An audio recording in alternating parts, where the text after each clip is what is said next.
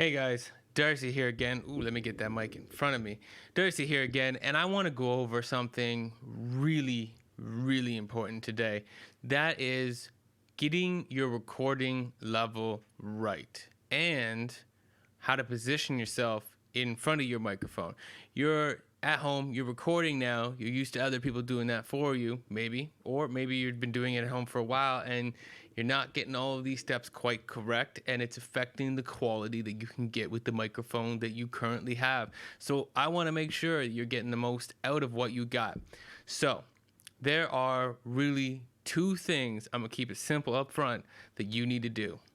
One, when you're recording you're recording yourself, whatever tool you're using and however you go about recording it, whether it's USB, dynamics, or condenser, get yourself at -12 dB. That's your goal number.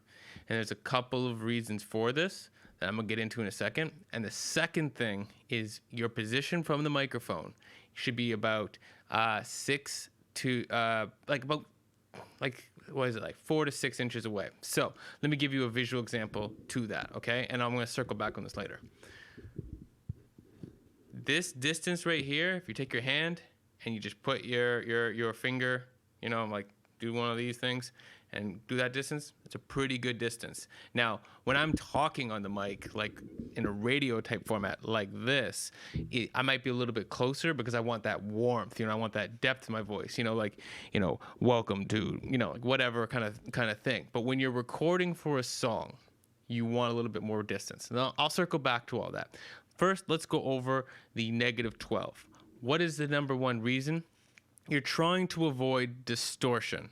So what I mean by that is when you record into your recording software, you're trying to avoid that when it gets into whatever recording tools that you're using, it's one, not distorting in your interface, and two, it's not distorting in the software. If you were distorting in your interface, you could be adding in some harsh noises you don't want to hear.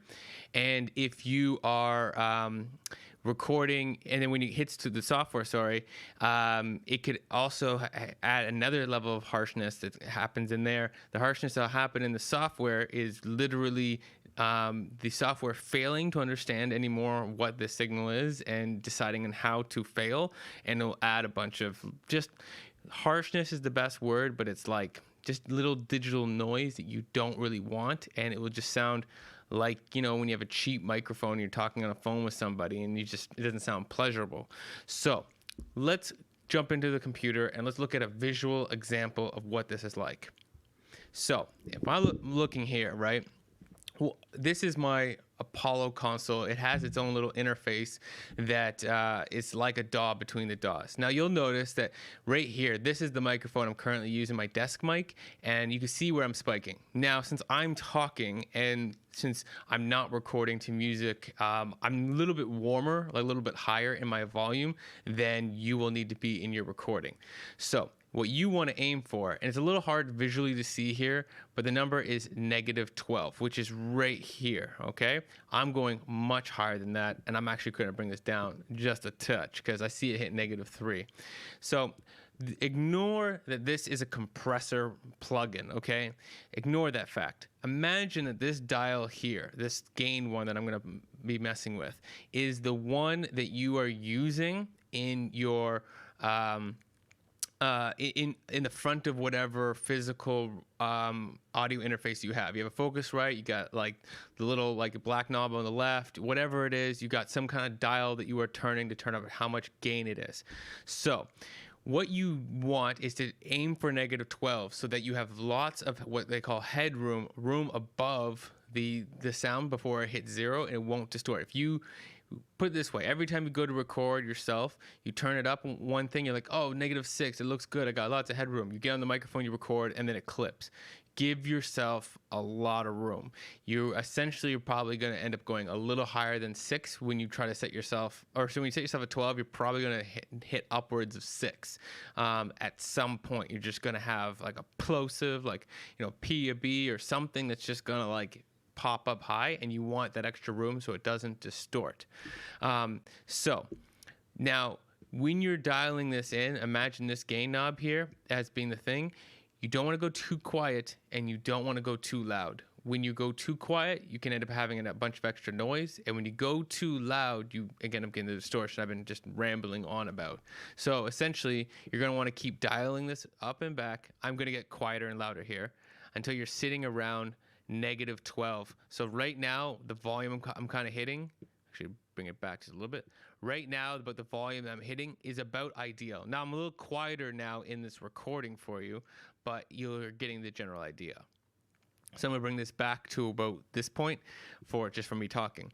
So that's what you want to be seeing. Now you don't have an interface like this one. That's fine. When you have your recording software, let me bring this up. You will bring up whatever track you're recording into, and usually hit some kind of like I button or an R button so you can see what the level is that comes up. So input monitoring and setting it ready to record. When I put this R to ready to record, I start seeing my level come through. So the thing you don't want to be doing is go, okay, it's a little higher than -12, and grab this fader and bring it down.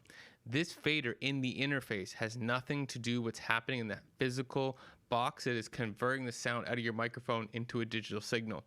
That is just going to turn down after the fact in the software, means you're still going to be too hot. You're still going to distort. So you're going to distort on the way in and then just turn it down. It's not good. It won't sound good. So actually, to that point, that's a perfect segue to what I want to show you right now. So here I have two recordings, okay? One is a distorted vocal, and one is a normal vocal, or the ideal vocal that you want to hit. I'm basically rapping the same thing, slightly different. You know, I'm not trying, but I'm showing you how the difference is and how they sound. So let's hear like the ideal version of this vocal played against this beat. So I'm actually gonna give it a little bit of room there, and let's go. Girl that's kicking on the low, can't have you with FOMO. Can't just leave like JoJo. Texting girls, not phone, yo. All right, so you get the idea. Sounds decent. There's work to be done, 100%. This isn't even my recording microphone if I'm getting on a verse. Now, let's hear the distorted version and what it sounds like in comparison. Girl, let's kick it on the low. Can't have you with FOMO. Can't just leave like JoJo. Texting the girls, not phone, yo. There's this little distortion, harshness that is happening. So let's solo in on this vocal. Oh, I don't need that much room anymore. Let's do this. Girl, let's kick it on the low. Can't have you with FOMO. Can't just leave like JoJo. Texting the girls, not phone, yo. Girl. There's like a little clicking and popping that is happening. And if we listen to the other one, girl that's kicking on the low, can't have you with FOMO. And as much as, you know, a good engineer can do things to remove it and there's plugins for it, you don't want to be wasting that time. You're never going to get the same quality as if you recorded it in clean. Aim for that -12. It is your magic number. It gives you lots of room. It also helps with the fact that something that I was trying to allude to earlier, just slipped my mind, is that recording like hardware, your audio interface is going to have different sweet spots. So like the recording interface that you're using may have a certain range, and I'm just going to guess that it's always going to be generally in the middle of every, like when you're dialing up the game, that it's going to sound its best. At some point, you know, you might have a really expensive audio interface and you can push it all the way up to the dial gets about 90% before it starts to not sound as pleasing as you want it to sound. Whereas some cheaper ones, maybe, you know, after you pass 70% of the max gain, it starts to sound not as good. Basically, the audio interface isn't a linear, or in other words, like a straight line from the quietest sound to the loudest sound in terms of your gain knob, that it will sound equal. It just will get louder. No. In the lower sounds, it's going to sound like there's a lot of noise added in, and your voice will be very quiet. And then in the middle, you'll start to sound the thickest and the best it's going to sound for that audio interface. And then the louder sounds is just going to get harsh. So you want to aim for that -12 because it tends to be in the middle, and it's going to be much a place where your audio interface is going to get the most out of itself. Now, let's go back to talking about the distance from the microphone that you are. So if I push myself, I'm going to take that pop filter away for a second. Actually, take it all the way out so you can just see this microphone. I'm trying to position it so I can see it nicely. So if I doing this much space, right?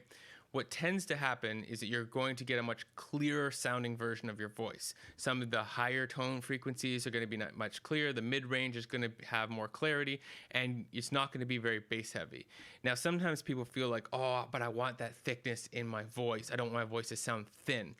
The problem is that when I get all the way up here, the way the microphone is being beaten up by the actual pressure of my voice, it gets so much thickness that it actually, what's called proximity effect, it gets so much like deep tones that it loses quality, texture, and everything in the mids to highs. And that means your voice will always sound kind of muddy. Even after we EQ a lot of it out, it just won't sound as crisp and as clear as it possibly could. Stay further away. It will sound clearer. Trust me, any engineer can easily bring a little bit more thickness to your voice. It is harder to bring back clarity that is lost. It's just a reality. I know there's that desire to, get up on the mic and be aggressive, but take the pop filter, position that thing a little bit further back, and then rap from here, sing from here, get close to this thing, and then allow that thing to sound a little bit better. Trust me, in post, it's gonna sound way better and just as thick as you want it to be. Thickness comes from a bit of compression and EQ. A lot of it's gonna come from compression. It will sound a lot better. So, if I'm to recap, -12 is your goal, and it's not after the fact in your program. It is on the way in. Before you hit the record button, you should be seeing -12 on that fader before you even hit the record button.